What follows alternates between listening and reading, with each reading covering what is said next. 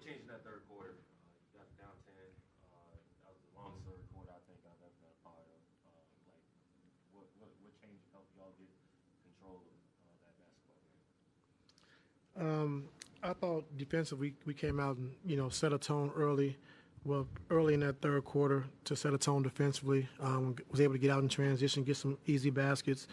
And then our challenge crew, Chris Holguin, that was a big challenge on that three that we challenged and actually won. So it just is a game. I mean, it was just a lot of back and forth,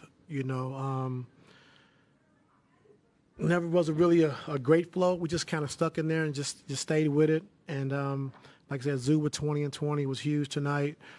James down the stretch was really huge. They tried to pressure him and topside him.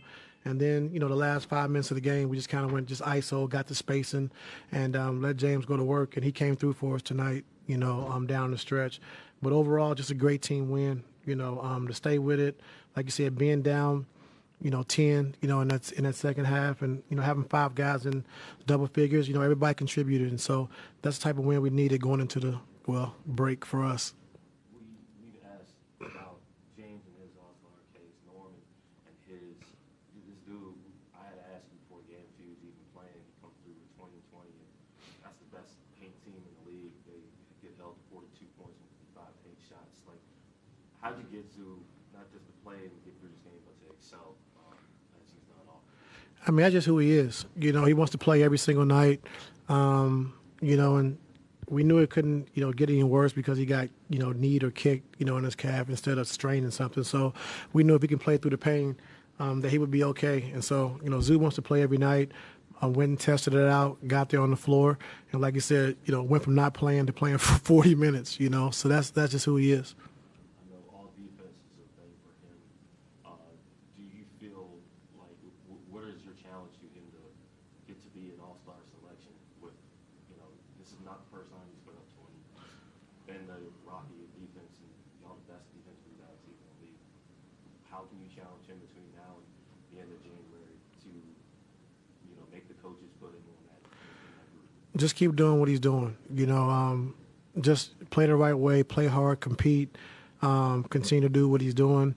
You can't make the coaches put you on there, but I mean, I think they see what he's been able to do and how he's progressed as a player, Every year he's gotten better, and so just keep doing what he's doing. Like I said, he's been great for us. That's all that really matters. And like I said, tonight was a gutsy game because he was banged up a little bit. A game time decision and came through and played for us. Will you touch on Kevin Porter Jr., what you got out of him tonight? Turnovers? Just being able to attack, getting to the paint, miss a couple of easy shots that he normally makes, but just being able to get to where he wants to get to on the floor. And I thought when he came in the game to get himself going, he got some early assists, got some easy shots, and that allowed him to kind of ease his way into the game and start scoring offensively. This is a short road trip from you guys, but how do you guys build camaraderie with each other? Is the coaches involved with that? Is that a team player thing? Everybody's involved. It's not coaches and players. We're all on the same team, and that's how we treat each other. It's not this side and that side. We all together. We win together. We lose together. We make mistakes together. That's who we are. So what are you guys doing together this week here before you guys play again, since you have a few days off? I think everybody's going home. You going home? How do you spend your Christmas? I spend my Christmas at home. And that's about all I can say. This was a fast-paced game until really it was a fast-paced, high-scoring game in the third quarter.